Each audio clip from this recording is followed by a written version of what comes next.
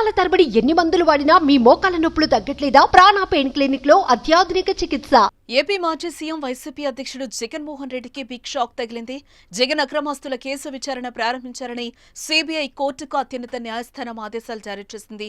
వీలైనంత త్వరగా విచారణ పూర్తి కావాలని తేల్చి చెప్పింది. అయితే ఇప్పటికే తగిన ఆదేశాలు ఇచ్చామని జస్టిస్ సంజీవ్ ఖన్నా నేతృత్వంలోని ధర్మాసనం గుర్తు చేసింది. దీంతో వైసీపీ శ్రేణుల్లో కలవరం మొదలైంది.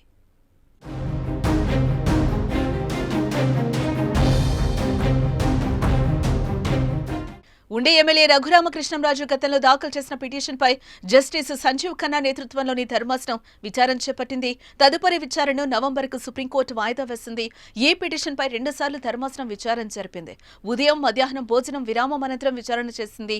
సీబీఐ దాఖలు చేసిన అఫిడవిట్లోని అంశాలు షాకింగ్ గా అనిపిస్తున్నాయని జస్టిస్ సంజీవ్ ఖన్నా అన్నారు. సీబీఐ దాఖలు చేసిన అఫిడవిట్లో చెప్పిన అంశాలు ఆశ్చర్యకరమని అన్నారు. కేసులు ట్రయల్ ప్రారంభం కాకుండా ఇన్ని కేసులు ఎలా ఫైల్ చేశారని జస్టిస్ సంజీవ్ ఖన్నా ప్రశ్నించారు.